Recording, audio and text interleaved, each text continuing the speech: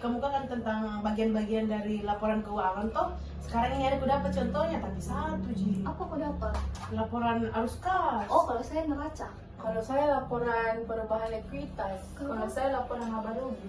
Ih, coba jam itu 4. Iya, Coba pas. kau kasih lihat kayak itu neraca. Ih, tapi tunggu dulu. Kasih lihat kita di atas supaya nonton juga. Tahu.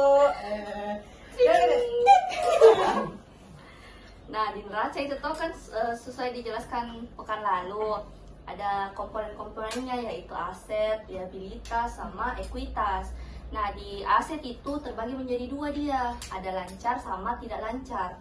Di aset lancar itu ada kas, ada piutang, sama persediaan. Kalau di total semua itu, saya ambil contoh di PT Angin Ribut. Nah, di PT Angin Ribut itu dia kasnya 200 juta.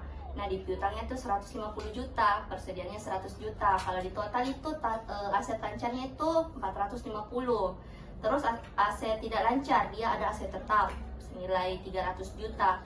Nah, total semua aset itu dia 750 juta. Terus di liabilitas terbagi juga menjadi dua, ada jangka pendek sama jangka panjang. Di jangka pendek itu ada utang usaha senilai 80 juta. Di jangka panjang dia ada pinjaman jangka panjang senilai 100 juta.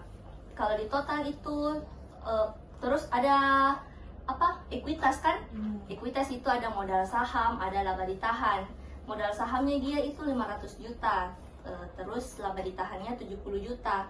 Kalau di total semua liabilitas dan ekuitas itu 750 juta. Dan seimbang itu karena neraca itu timbangan. Total aset sama total liabilitas jadi seimbang. Iya, Ji? seimbang dia. Terus selanjutnya siapa? Laba rugi ya? Iya, laba rugi. Siapa? Kau punya contoh mana? Kasih dia toa.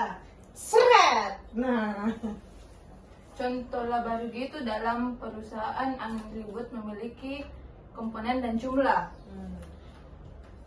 Pendapatan penjualan itu 800 juta. Total pendapatan 800 juta.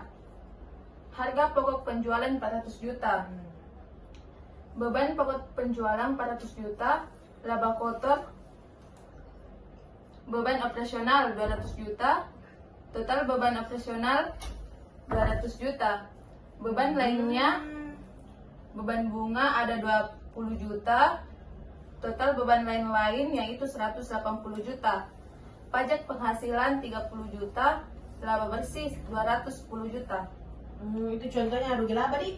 Saya lagi laporan arus kas. Harus kas. Ganti dulu. Seret.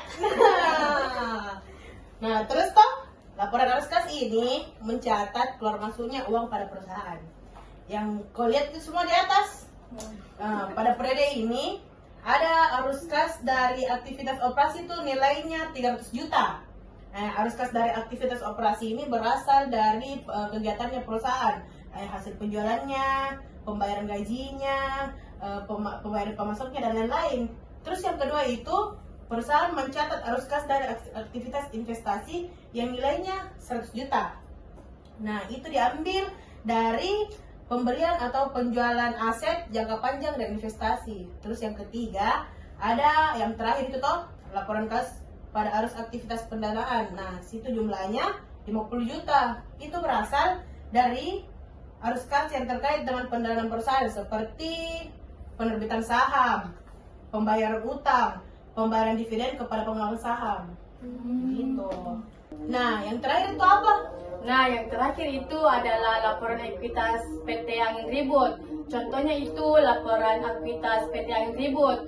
Komponennya itu saldo awal sebesar 270 juta, laba bersihnya itu 220 juta, jadi sisa saldo akhirnya per 31 Desember di modal saham itu 270 dan laba rugi ditahannya itu sebesar 200 juta dan total ekuitasnya itu 520 juta.